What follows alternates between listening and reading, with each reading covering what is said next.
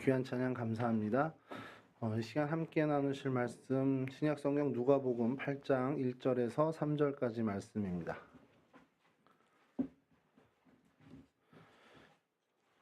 제가 한 절, 여러분이 한 절, 그리고 마지막 3절은 우리 같이 봉독하도록 하겠습니다. 그 후에 예수께서 각 성과 마을에 두루 다니시며 하나님의 나라를 선포하시며 그 복음을 전하실새 12 제자가 함께하였고 또한 그를 전한 여신과 병 고침을 받은 어떤 여자들 곧 요긴에 나간다 막달라에 하는 마리아가 함께 하시죠. 헤롯의 청지기 구사의 아내 요한나와 수산나와 다른 여러 여자가 함께하여 자기들의 소유로 그들을 섬기더라. 아멘. 오늘 저희가 함께 좀 살펴볼 성경의 인물은 막달라 마리아입니다. 마리아라는 이름 저희가 한번 좀 다룬 적이 있는데요. 특별히 저희가 마르다의 동생이었던 이 마리아에 대해서 이야기하면서 막달라 마리아도 잠깐 이렇게 좀 언급을 얘기한 적이 있습니다만 절대적으로 이 막달라 마리아에 대한 자료가 성경 외에는 정말 턱없이 부족합니다. 이게 외경도 아니고요. 어떻게 보면 어떤 저작물이라고 좀 해야 되는데 이게 목적이 정확히 뭔지 모르는 막달라 마리아의 복음이라는 게 있습니다. 거기에 이제 베드로가 질문을 하고 뭐 죄가 뭐죠? 그러면 이제 마리아가 이제 대답을 해주는 거예요. 근데 이제 베드로가 질문하게 된 이유가 거기 책에 보면 예수와 가장 가까웠던 당신에게 묻습니다. 뭐 이런 식으로 좀 얘기가 전개되는 게 있습니다. 이 부분에 자료가 필요하신 분들은 말씀하시면 제가 이렇게 링크도 좀 보내드리도록 하는데 이 막달라 마리아가 그래서 너무 많은 각도, 이 교회사를 저희가 공부하다 보면 교회사 안에서 정말 너무 많은 각도로 평가를 받은 사람 중에 하나입니다. 그래서 오늘 어떤 방향을 잡을까 이제 마리아라는 인물에 대해서 저희가 살펴보면서 참 우리도 이런 모습을 본받아야지라는 것 플러스 막달라 마리아에 대한 오해가 있다면 그걸 오늘 좀 한번 좀 정리했으면 좋겠다는 생각이 좀 들어서 그 방향으로 좀 저희가 좀 말씀을 나누려고 합니다. 이 자료가 참 뭐 국내 자료가 좀 턱없이 없고요. 뭐 외국 자료들이 좀 덜어 있긴 한데 영어가 짧은지라 그래서 제가 그거를 이렇게 번역해서 하기는 시간이 좀 부족하고요. 막달라 마리아를 좀 오랜 시간 동안 좀 잡아봤던 것 같습니다. 잡아보면서 그 대마도 선교사로 계시는 박영철 목사님이라는 분이 계신데 뭐 일면식도 없습니다. 없지만 그분이 참 많은 자료들을 이렇게 공유를 하신 게 저 친구를 통해서 좀 알게 되고 그러면서 제가 보게 되면서 이런 자료가 있어 하고 좀 찾아보게 되는 경우가 좀 있었습니다. 여하튼 그래서 오늘 좀 살펴보려고 하는데요. 지난번에도 말씀드렸지만 마리아라는 이름이 흔한데 성경에 나오는 마리아가 5명 정도 되게 좀 저희가 주목할 만한 5명 정도가 있는데 무엇보다도 제일 잘 알고 있는 마리아, 그 예수의 어머니인 마리아를 저희가 알고 있죠. 뭐 전승에 의하면 예수님의 십자가를 지켜본 이후에 요한과 함께 이제 지내면서 뭐 이렇게 뭐 카톨릭은 승천했다 이렇게 얘기하고 또 우리 개신교 입장에서는 이제 한 90세 전후에서 소천했다 이렇게 이야기하고 있습니다. 그렇게 해서 뭐 에베소에서 죽은 것으로 좀 얘기가 되고 있고요. 그 다음에 또 한 명의 마리아는 사도 요한 또 사도 야고보의 어머니였던 예수의 이모죠. 예수의 이모였던 마리아가 있습니다. 그러니까 세베대의 와이프가 될 수 있는 거죠.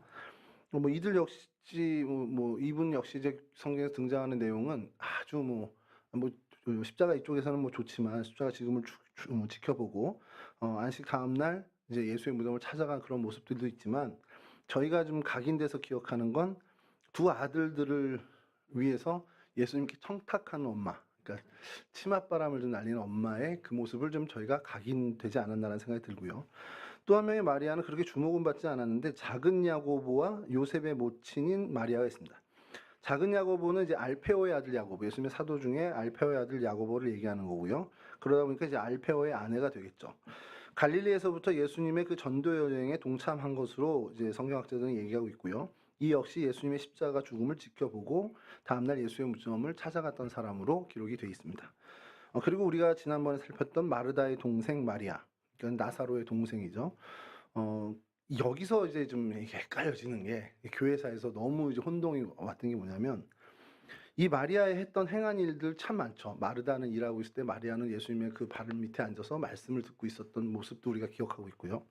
그거보다도 이제 고난 주간이 시작되는 그 때에 이 베다니에 잠깐 주님께서 머물렀을 때 향유를 예수님께 부은 사건이 있습니다. 이게 요한복음 12장에 나오는데 정확하게 이 마르다의 동생 마리아가 이 일을 합니다. 근데 이 일과 너무 흡사한 이야기가 누가복음 7장에 시몬이라는 바리새인 집에서 벌어진 그 식사 자리에서 죄 많고 한 많은 그 여인이 예수님 발에 향유를 붓고 자기 눈물로 씻기면서 머리털로 예수님의 발을 닦는 이제 그 사건 뭐 여러분 잘 알잖아요.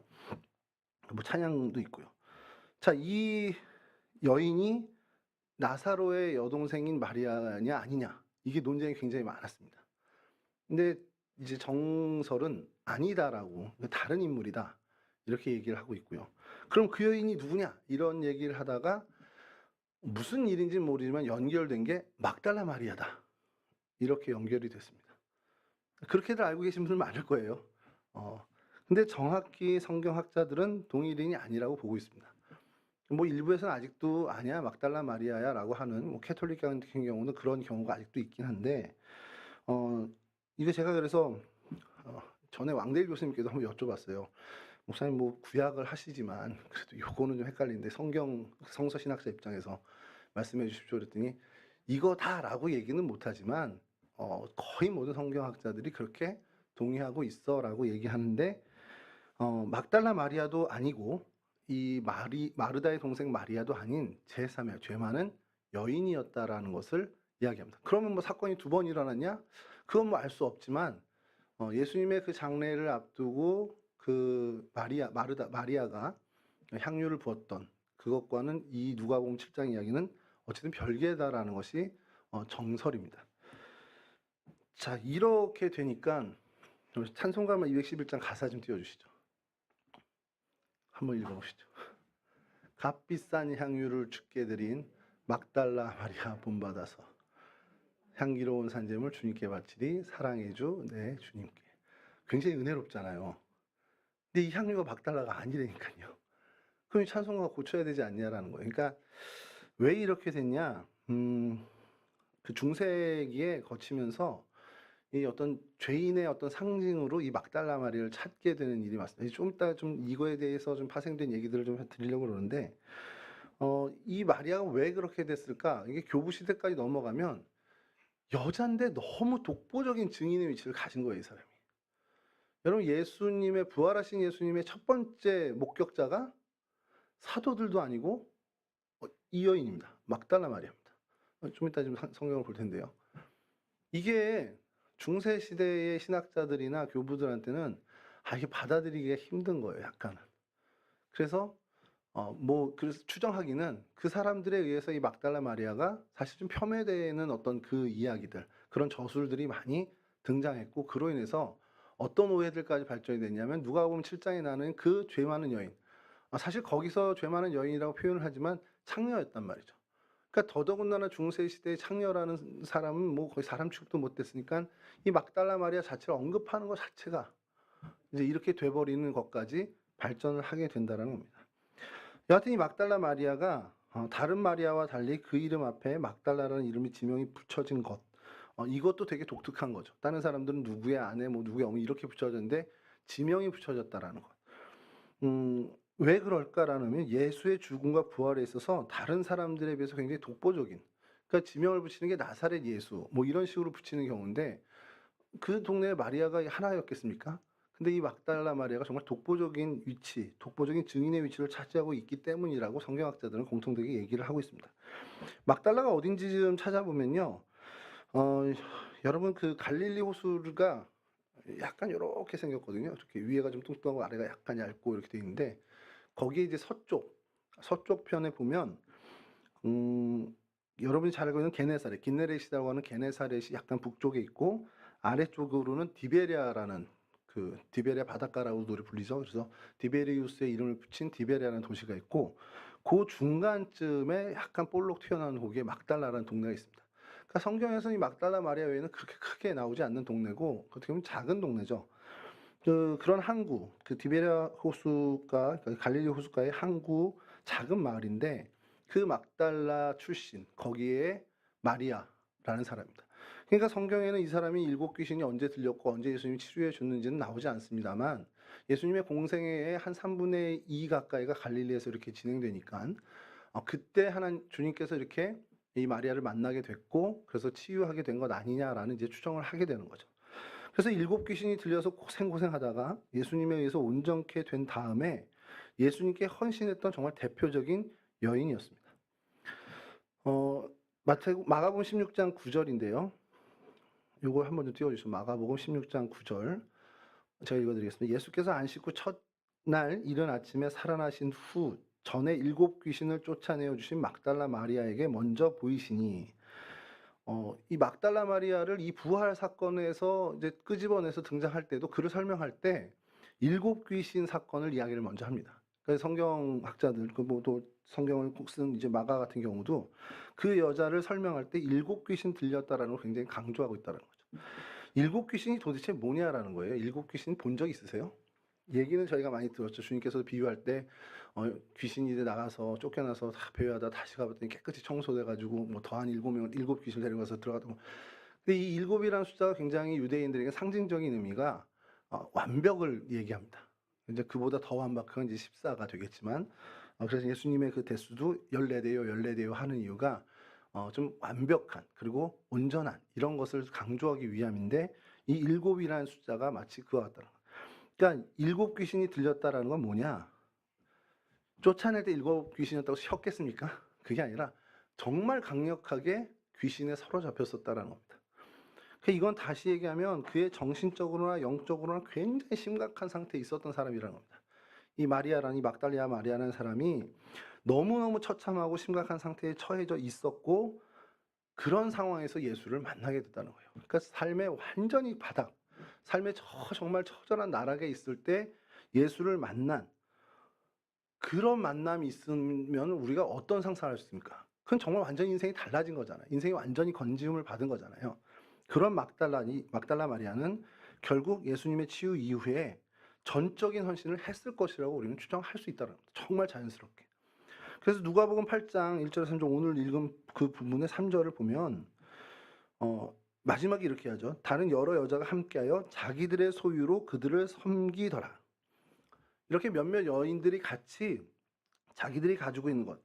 막달라라는 동네에 얼마나 큰 부자였겠습니까? 그냥 어느 정도 그냥 먹고 살 수 있는 정도의 재산을 갖고 있었을 사람인데 그 모든 것을 다 가지고 정말 주님을 섬기는데 아끼지 않은 그런 헌신의 삶을 살았다라는 거예요.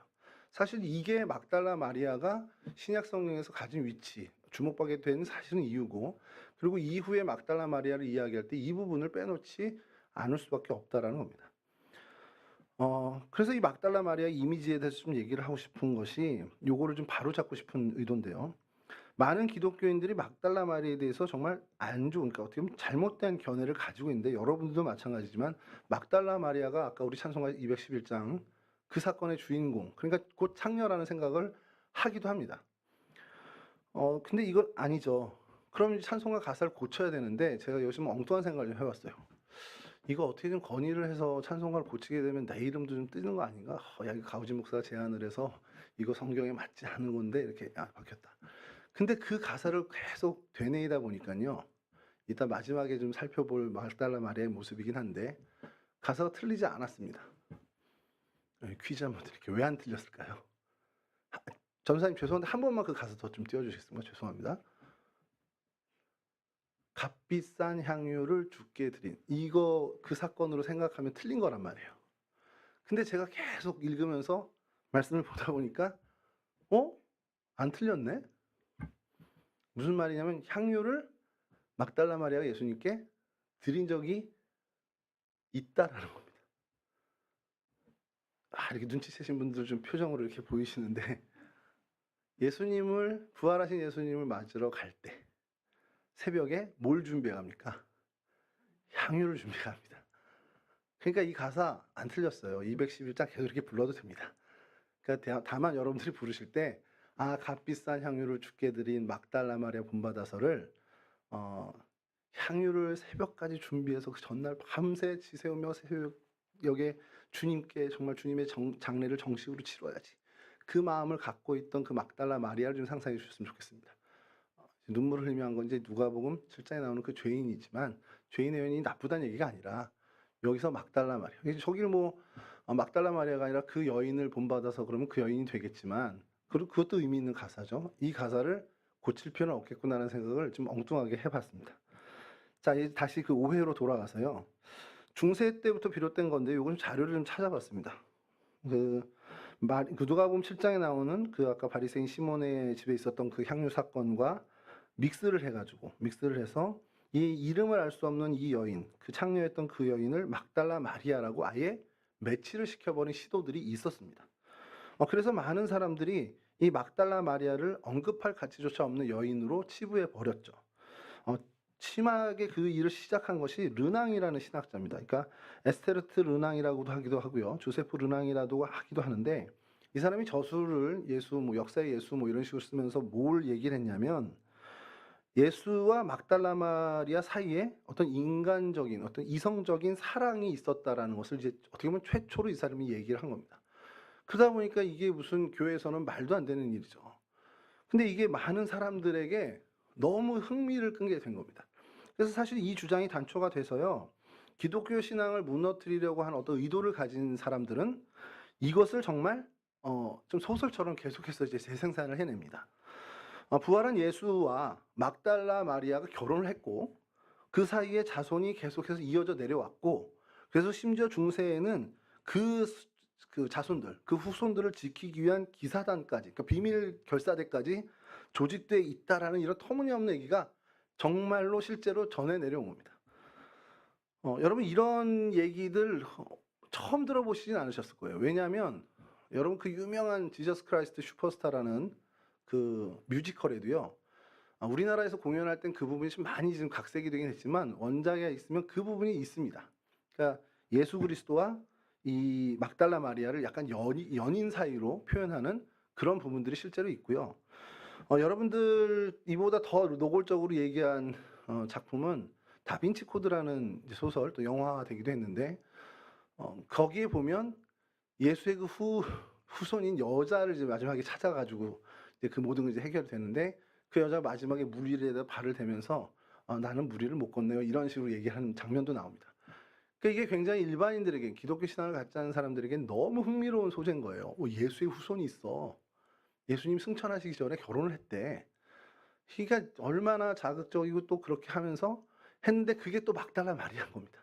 그러니까 그렇게 어떤 헛소문을 생산해낸 사람들이 막달라 마리아를 또 이용했고 그러다 보니까 가뜩이나 막달라 마리아에 대해서 별로 좋지 않은 견해를 가진 중세 사람들이 더욱더 막달라 마리아에 대해서 언급하는 것 자체를 싫어하게 되는 그런 일들이 계속해서 악순환이 이어져 갔다라는 것이죠.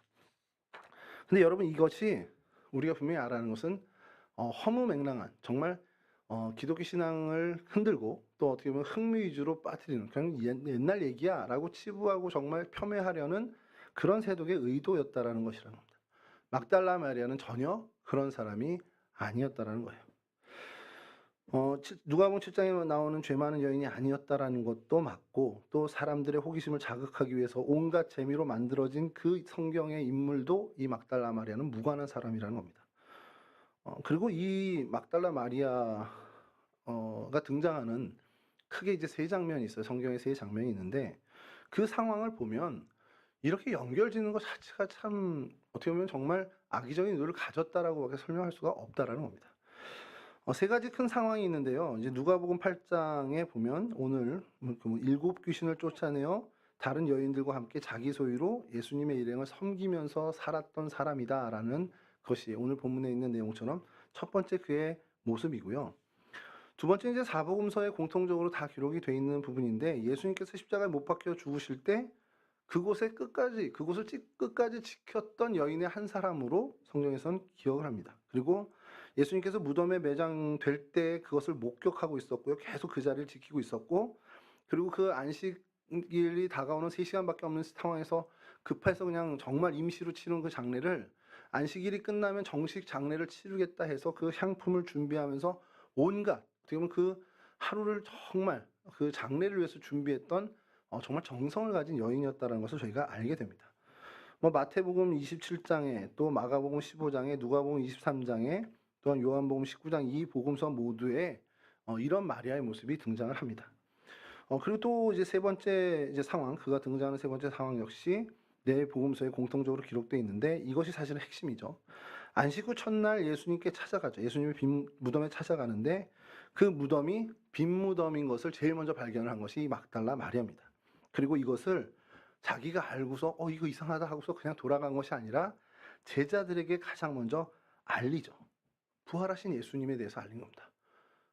이게 여러분 부활의 종교인 우리 기독교 부활의 종교인 이 부활의 사건, 첫 부활의 사건, 부활의 첫 열매가 되신 예수님의 이 일을 사도들도 아니고 그 예수님과 3년을 동고동락한 많은 정말 유수의 사람들이 있었는데 그런 사람들을 다 제끼고 이 막달라 마리아가 부활의 첫 증인이 됐다라는 것은 굉장히 의미심장한 일이라는 겁니다.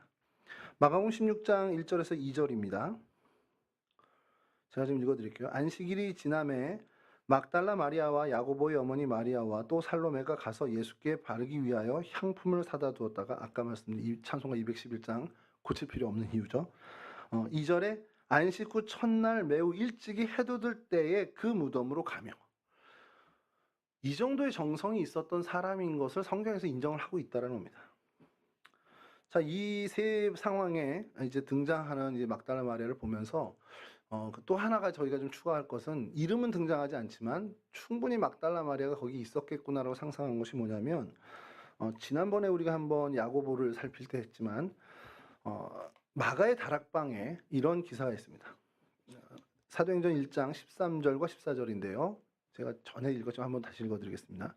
들어가 그들이 유하는 다락방으로 올라가니 잘 들으십시오. 베드로, 요한, 야고보, 안드레와 빌립, 도마와 바돌로메, 마테와 및 알페오의 아들 야고보, 셀로딘, 시몬, 야고보의 아들 유다가 다 거기 있어. 14절입니다. 여자들과 예수의 어머니 마리아와 예수의 아우들과 더불어 마음을 같이하여 오로지 기도에 힘쓰더라. 주의 동생 야고보를 얘기할 때 한번 24절을 강조한 적이 있고요. 예수의 어머니도 그 자리에 계셨고 예수의 아우들도 그 자리에 있었는데 14절의 시작은 여자들과 아까 등장했던 그 여자들, 그 부활의 증인이었던 그 여인들, 대표적으로 막달라 마리아 역시 이 마가의 다락방에서 이 오순절 성령의 임재 사건의 주인공이 되었다는 것을 저희가 충분히 이야기가 어떻게 보면 상상할 수 있다는 겁니다. 이 이야기들, 그러니까 이렇게 한 네 장면, 그러니까 세 장면 플러스 한 장면이 막달라 마리아에 대한 성경의 자료입니다. 사실 이거밖에 없어요. 막달라 마리아에 대한 성경의 자료는 이게 다고요. 그 외에 전승으로 내려오는 또 헌명랑에 지어낸 이야기, 막달라 마리아의 복음서라든지 이런 것들이 있지만 이 성경에 비하면 그렇게 딱 신빙성 있는 자료들은 굉장히 적습니다.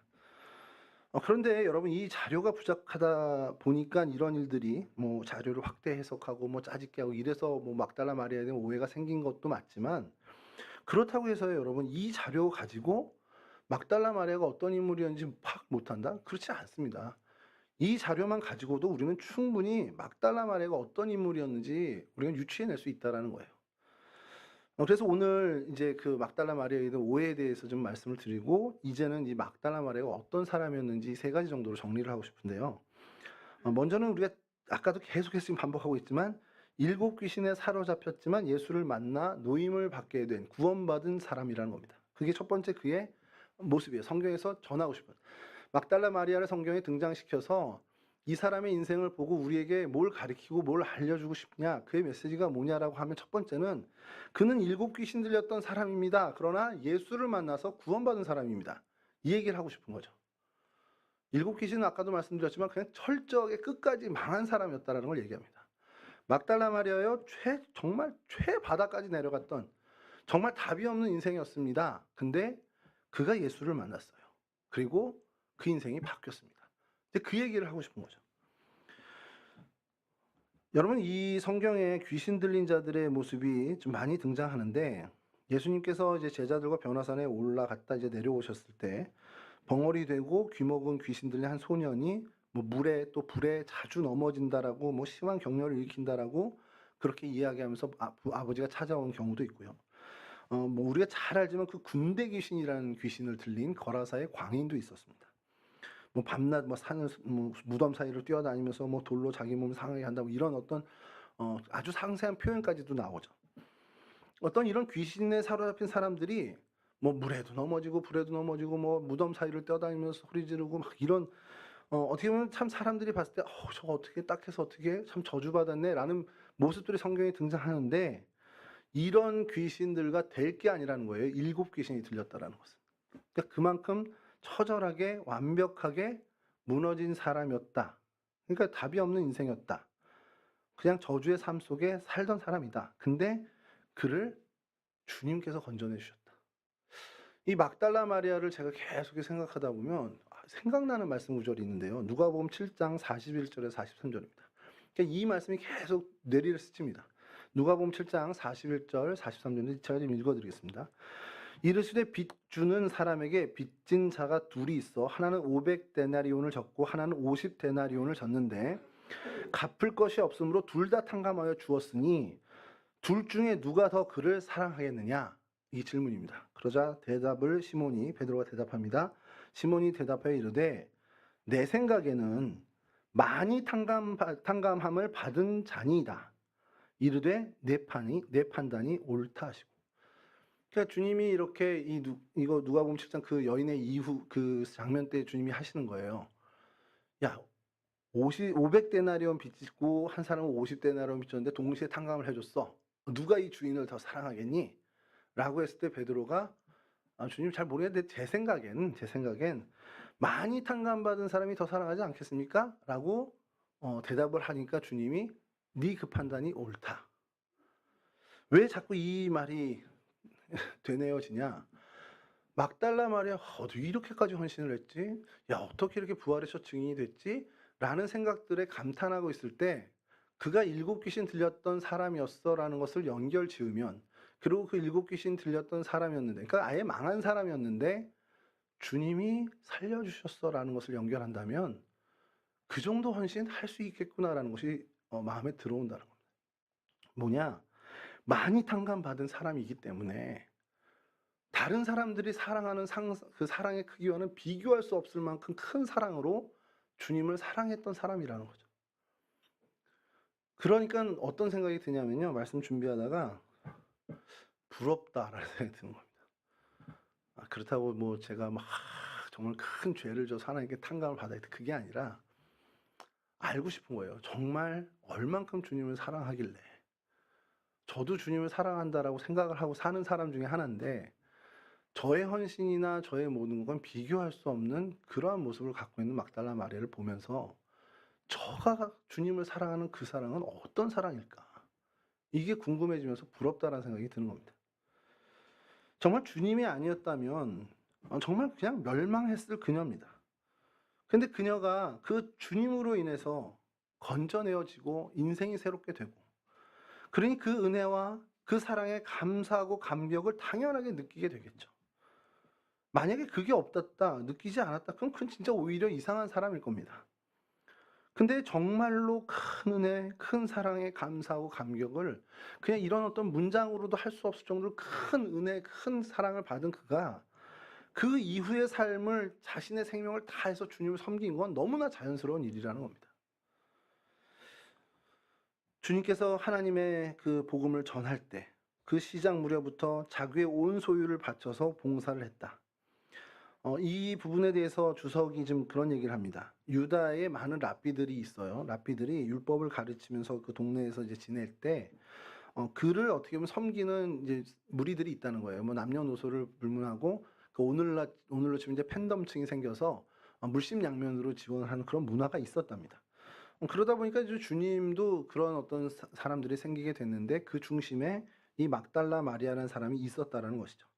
자신의 소유로 주님을 섬기는 것, 이 모든 어떤 헌신을 하다 보니 사실은 가난한 어부들이 주되게 모였던 예수님의 제자들이 이 물질적인 부분들, 그러니까 그들의 경비를 이 막달라 마리아와 몇몇의 여인들이 감당한 것으로 성경학자들은 보고 있다라는 것이죠. 이 갈릴리 그 호숫가에서 그 시골이죠. 시골에서 자라난 막달라 마리아가 분명히 어떻게 보면 명문가 출신일 리는 없습니다. 그런데 그녀가 언제나 부녀자들의 이름으로 어떻게 보면 등장할 때마다 제일 먼저 기록된다라는 것은 성경을 기록한 주님의 제자들 역시 그만큼 이 막달라 마리아에 대한 신뢰가 있었다라는 것. 그러니까 그만큼 그가 주님을 깊고 정말 충성되게 섬긴 사람이었다는 것을 이 성경을 기록한 기자들 역시 인정하는 부분이라는 것이죠. 그런 어떤 이런 마리아의 모습을 저희가 충분히 볼 수 있고요. 두 번째로 성경에 등장하는 막달라 마리아의 그 자료를 가지고 우리가 이 사람이 어떤 인물이야라고 했을 때는 예수님이 십자가에 못 박히는 그 현장에 끝까지 참여했던 사람이라는 것을 우리는 충분히 알 수 있다라는 겁니다. 여러분 베드로도 주님을 부인했고요. 많은 유다가 부인한 건 그 전이면 그거는 배신 배반 그걸 다 넘어서는 아주 최악의 일이고 베드로가 그런 상황에서 주님을 끝까지 따르겠다 하는데 3번 부인하는 모습도 보고 다들 정말 뿔뿔이 터지죠. 심지어 성경에는 그냥 옷을 벗은 채로 도망하는 제자의 모습까지도 등장합니다. 이제 여러분 그런 상황, 이제 예수를 따르던 사람들은 정말 완전히 흩어졌다. 그러니까 그 조직이 완전히 와해됐다라고 할 수 있을 정도의 그 상황에 십자가에 달릴 때 나 저 사람과 연관이 있어라고 얘기를 한 당당히 어떻게 보면 그 앞에서 눈물을 흘리고 있었다. 이건 어떻게 보면 굉장히 큰 용기일 수밖에 없습니다. 그 일에 예수님의 어머니는 당연히 계신 거고 그 일에 이 막달라 마리아가 정말 주체적으로 그 자리에 섰었다라는 겁니다. 주님의 어머니가 뜨거운 피눈물을 정말 흘리고 있을 때 그 옆에서 막달라 마리아 역시 정말 뜨거운 눈물을 흘리고 있었을 것이라는 것. 아마도 좀 상상 나래를 펴면 이제 예수의 어머니 마리아는 이제 너무 이제 지치고 이러다 보니 요한이 부축해서 이제 어느 정도 그 자리를 내려갔을 수도 있겠죠. 그러나 예수님이 숨을 거두는 그 끝까지 순간까지 막달라 마리아는 그곳을 떠나지 않았을 거라는 거죠. 그리고 주님께서 돌아가신 시간이 오후 3시입니다. 그리고 안식일의 시작은 오후 6시. 딱 3시간이 남았죠. 3시간밖에 없는 그 시간에 예수님의 시신을 어떻게든 수습을 해야 돼요. 왜냐하면 안식일이 되면 할 수 없으니까. 올스톱이 되니까. 아리마대 요셉이 등장합니다. 니고데모가 등장합니다. 그들이 빌라도에게 시신을 요구하고 그 3시간 안에 어떻게든 수습을 하려고 할 때 막달라 마리아 그리고 요셉의 어머니 마리아 그 소수의 여인들이 그 자리에 함께 있습니다.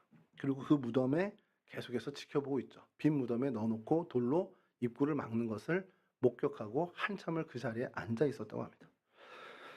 누가복음 23장 55절에서 56절을 잠시 읽어드리면 갈릴리에서 예수와 함께 온 여자들이 뒤를 따라 그 무덤과 그의 시체를 어떻게 두었는지를 보고 돌아가 향품과 향료를 준비하더라.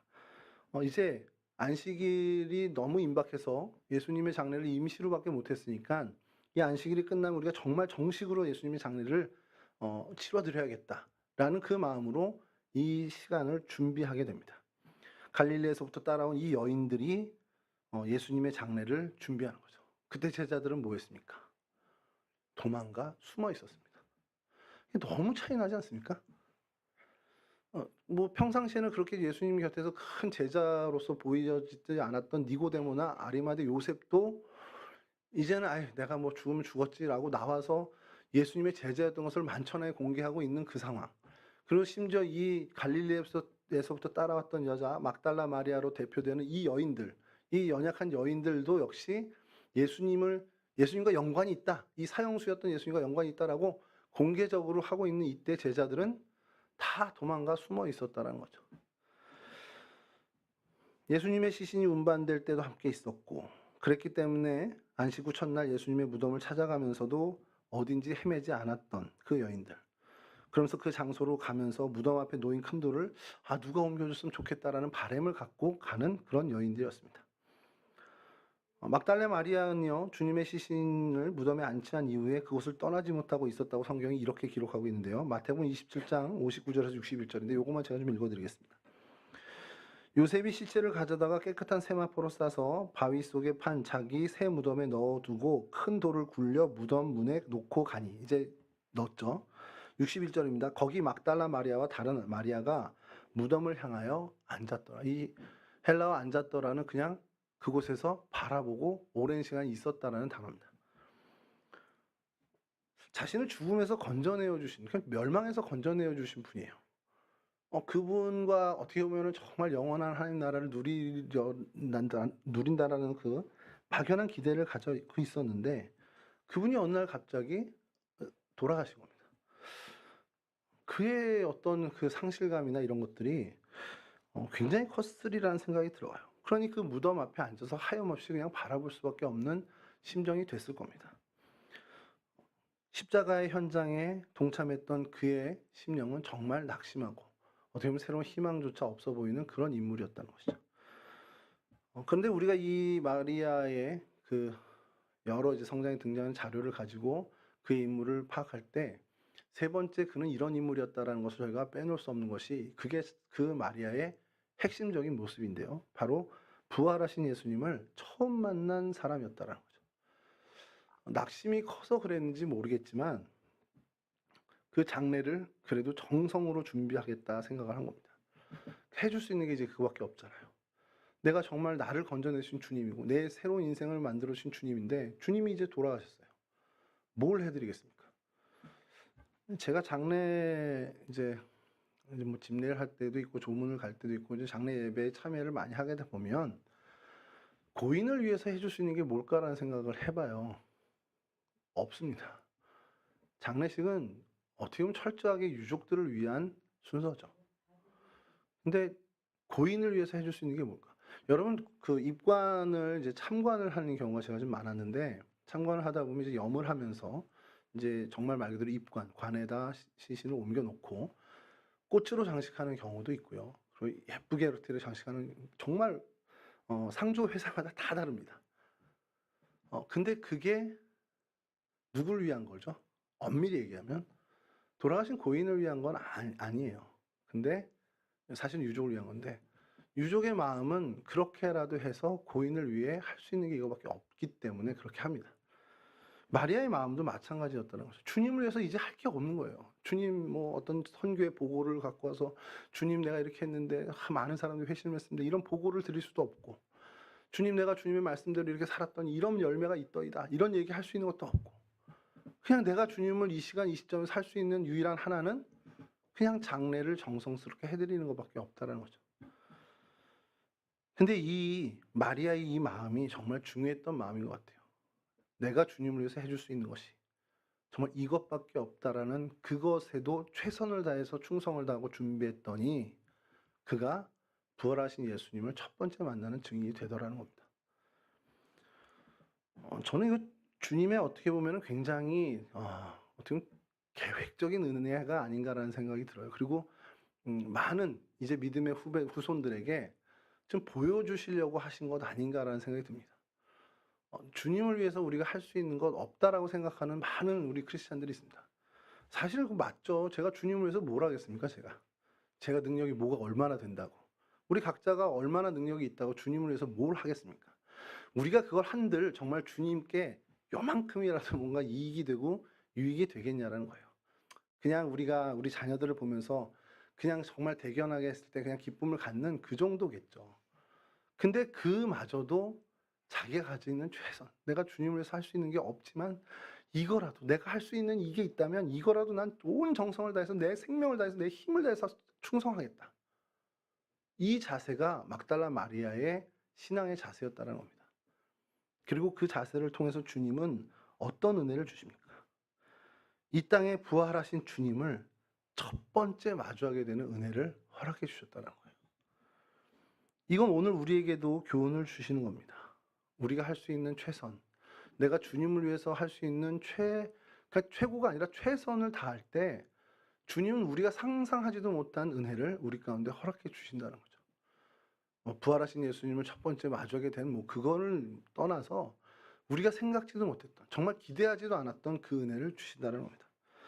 마리아가 부활하신 주님을 만나리라 생각하면서 그 자리를 갔을까요? 속으로 그래 내가 정성껏 준비하면 주님이 살아날 수도 있어. 그 마음으로 갔겠습니까? 전혀 그렇지 않죠. 요한복음 20장 16절입니다. 요한복음 20장 16절에 예수께서 마리아야 하시거늘 마리아가 돌이켜 히브리 말로 라보니 하니 이는 선생님이라는 말이라 하는데요. 예수님께서 마리아야 라고 불렀을 때야 비로소 그의 눈이 영안이 열리면서 주님인 줄 알아본 겁니다. 그 전까진 동산지기인 줄 혹은 천사인 줄 이렇게 알았던 사람이에요.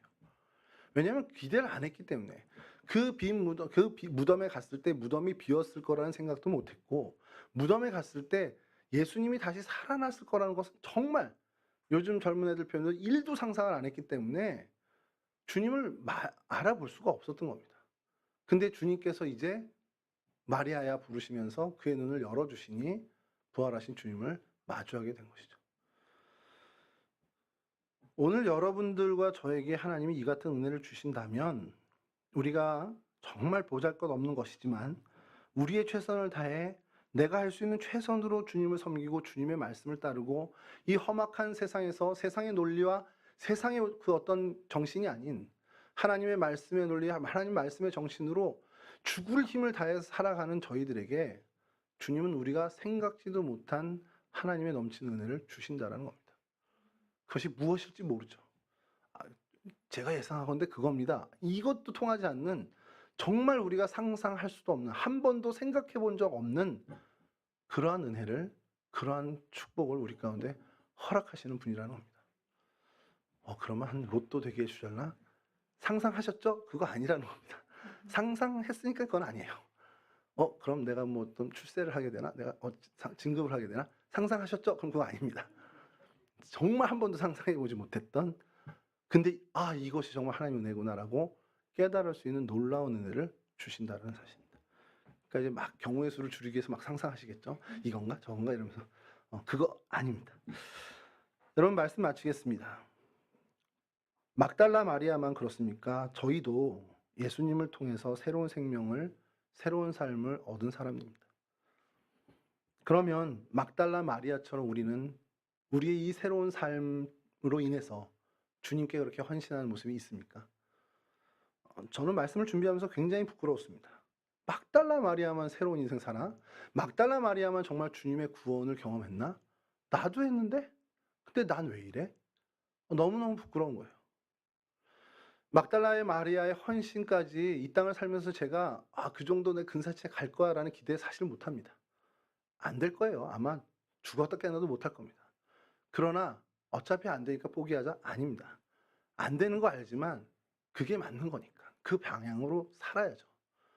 해보자는 겁니다. 그 방향으로 가는 데까지 가보자. 내가 얼마나 살지 어떻게 살지 모르지만 그래도 그 방향 놓치지 않고 그 방향으로 한번 마리아가 살았던 그 방향으로 나도 한번 살아보자.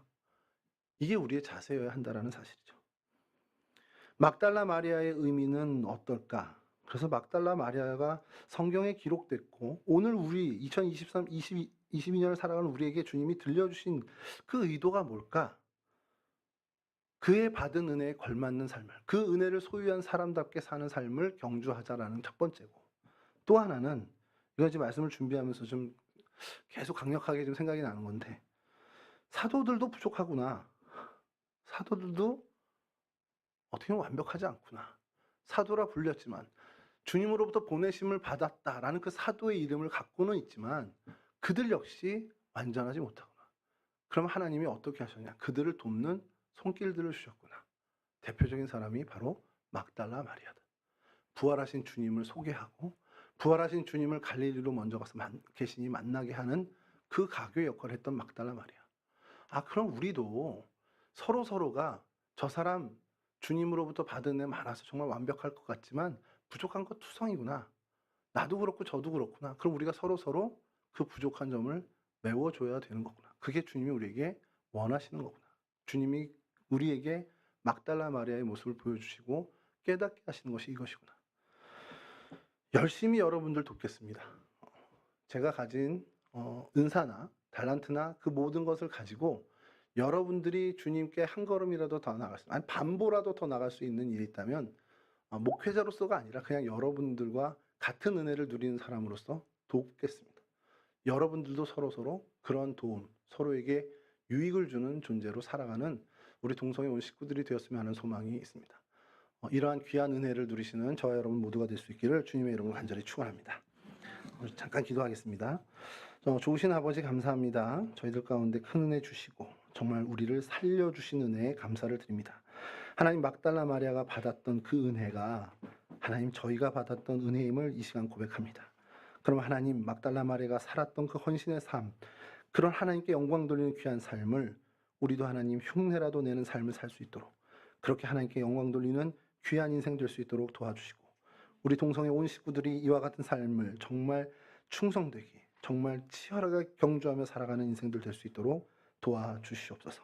그로 인해 하나님 우리 동성교회가 정말 은혜를 회복하며 특별히 예배를 회복하게 하시고 이제 하나님 정말 온 성도들이 함께 모여 함께 예배하는 예배 공동체의 모습을 더욱더 아름답게 일궈갈 수 있도록 도와주시옵소서. 감사하며 예수 그리스도 거룩하신 이름으로 기도합니다. 아멘. 우리 찬송 220장 함께 찬송하신 후에 주님 가르쳐 주신 기도로 마치겠습니다.